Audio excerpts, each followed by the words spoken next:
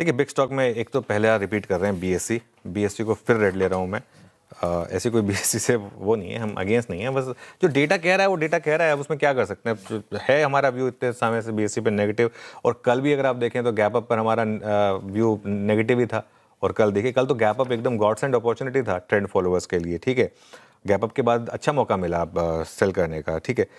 BSc के F&O volumes में जबरदस्त गिरावट आ रही है, सेबी का डेटा खुद कह रहा है, एक्सपायरी डे के वॉल्यूम्स गिर रहे हैं। बीएससी की रीरेटिंग क्यों हुई थी?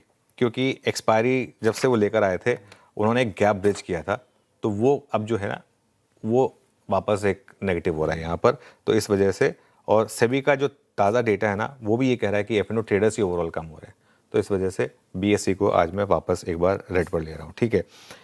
इसके अलावा अर्बन कंपनी काफ़ी इंटरेस्टिंग स्टॉक है। यहाँ पर यूबीएस की एक रिपोर्ट आई है, उन्होंने बाय की रेटिंग के साथ कवरेज की शुरुआत की है। 180 रुपये का टारगेट है। कल स्टॉक डे लो पर बंद हुआ, तो अच्छी बात यह है कि कोई लीकेज नहीं हुई है रिपोर्ट की, ठीक है। तो ये एक बड़ा रिपोर्ट है, न्यू एज कंपनी है ये, और काफ़ी अपने जब से वो लिस्टिंग प्राइस के ऊपर आया तब से काफ़ी अच्छा मोमेंटम आया है इसमें।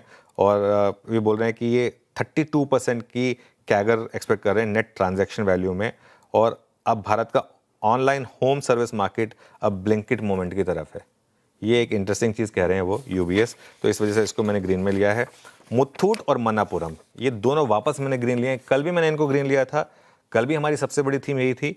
मन्नापुरम बैन में है लेकिन फंडामेंटली स्ट्रांग है, और मुथूट में तो कल ज़बरदस्त ट्रैक्शन था। मन्नापुरम कल क्योंकि बैन में था तो इसके लिए उसमें इतने वॉल्यूम आपको नहीं देखने को मिले।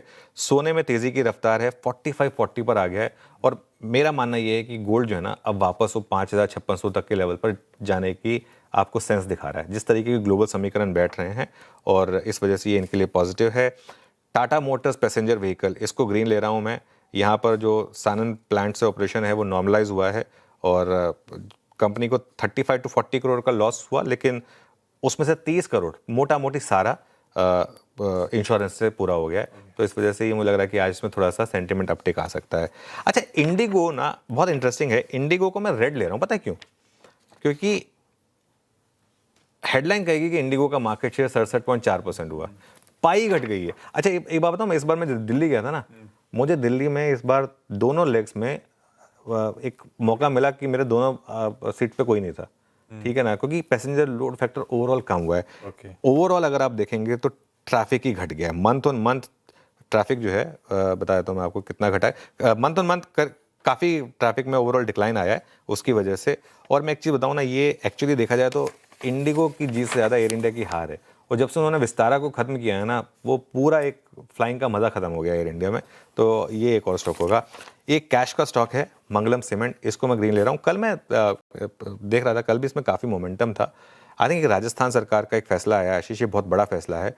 माइनर मिनरल को मेजर मिनरल लीज में शामिल करने की मंजूरी मिली है।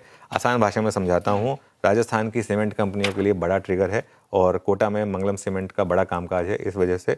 तो अब कल ऑलरेडी ये स्टॉक 10% चल चुका है, इस चीज़ को ध्यान रखिएगा, लेकिन आज थोड़ी मुझे लग रहा है कि और फॉलो थ्रू बाइंग आ सकती है। तो ये आज के आपके बिग स्टॉक्स हो गए। बढ़िया से बिग स्टॉक्स हैं। BSE continue